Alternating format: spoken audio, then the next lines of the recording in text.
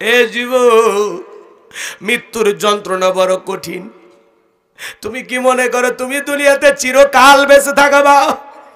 কত টাকাওয়ালা ব্যবসায়ী মারা যাইতেছে রে যুবক। যমুনা গ্রুপের মালিক, টাকার অভাব নাই, কিন্তু 2 দিনের হায়াত তো দুনিয়াতে পাইল না। টাকা তো তারে বাঁচাইয়া রাখতে পারলো না। যুবক, কার কখন মৃত্যু হবে আমরা কেউ জানি না। গভীর মনোযোগ দিয়ে কথাগুলো শুনে যান। আমি যে কথা বলতে চাই, যেখানে থাকেন, যে অবস্থায় থাকেন, মৃত্যু কিন্তু আপনাকে আমাকে ধরবেই। আইনা মা তাকুনু ইদরিকুমুল মাউতু ওয়ালাউ কুনতুম ফি বুরুজিম মুশাইয়াদা। সূরা নিসার ৭৮ নম্বর আয়াত আল্লাহ তাআলা জানিয়ে দিলেন, যেখানে থাকো, যে অবস্থায় থাকো, মৃত্যু তোমাদেরকে ধরবেই। মৃত্যু থেকে পালানোর কোনো রাস্তা খোলা নাই। আল্লাহর নবী ইদ্রিস সাল্লাল্লাহু আলাইহি সাল্লামকে জিজ্ঞাসা করা হয়েছিল, মৃত্যুর যন্ত্রণা আপনার কাছে কেমন মনে হয়? আল্লাহর নবী ইদ্রিস সাল্লাল্লাহু আলাইহি সাল্লাম ডেকে বলেন, জ্যান্ত ছাগলের গা থেকে চামড়া খসাইলে ছাগলের যেমন কষ্ট হয়, আমার কাছে মৃত্যুর যন্ত্রণা তেমনি কষ্টকর মনে গো। মৃত্যুর যন্ত্রণা বড় কঠিন বাজার। বিশ্ব নবীর ইন্তিকালের সময় ফাতেমা চোখের পানি ছেড়ে দিয়া কাঁদে। আমার নবী ডেকে বলে, মা ফাতেমা, তোর চোখের পানি আমি সহ্য করতে পারি না মা, তাড়াতাড়ি তোমার কানটা আমার মুখের কাছে লাগায় দাও।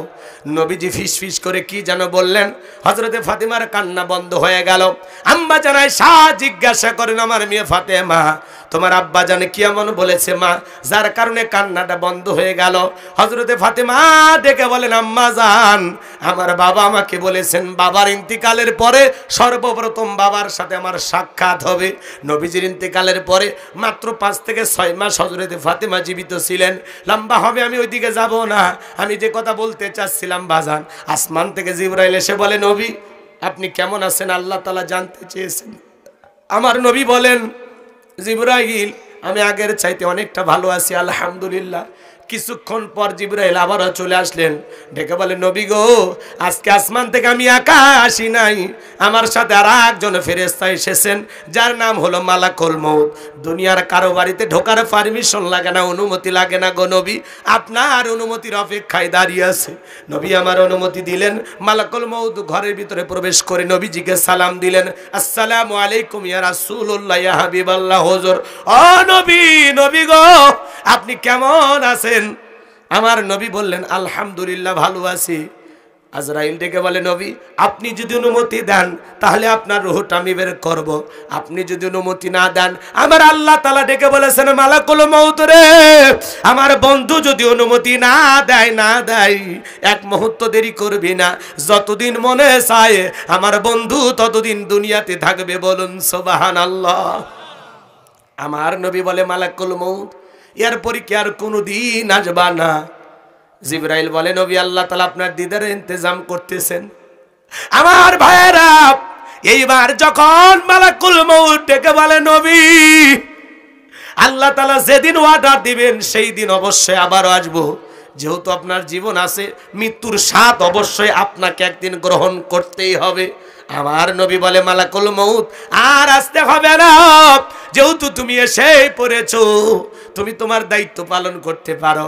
মালাকুল মউত যখন বিশ্ব নবীর রূহটা বের করার জন্য বুকের উপরে হাত রেখে দিয়েছেন, নবী আমার 2 চোখ বেয়ে পানি ঝরে যায়, কান্নাকাটি করে অস্থির হয়ে যান। নবী আমার কাঁদে আর ডেকে বলে, মালাকুল মউত, আজরাইল রে, তাড়াতাড়ি বুকের উপর থেকে হাতটা নামায় নে, আমি আর সহ্য করতে পারি না।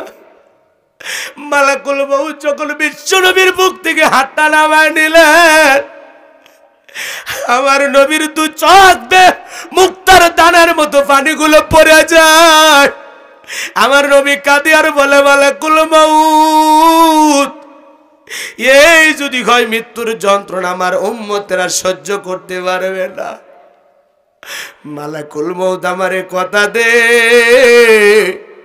আমার উম্মতের রূহটা বের করার সময় কষ্ট দিবি না। মৃত্যুর আগে উম্মতের কথা বলে না, কেমন দয়ার নবী পাইছি। মালাকুল মউত ডেকে বলে নবী এই পৃথিবীর সবচাইতে কম কষ্ট দিয়ে আপনার রূহটা বের করার জন্য চেষ্টা করতেছি বিশ্বাস করেন গো নবী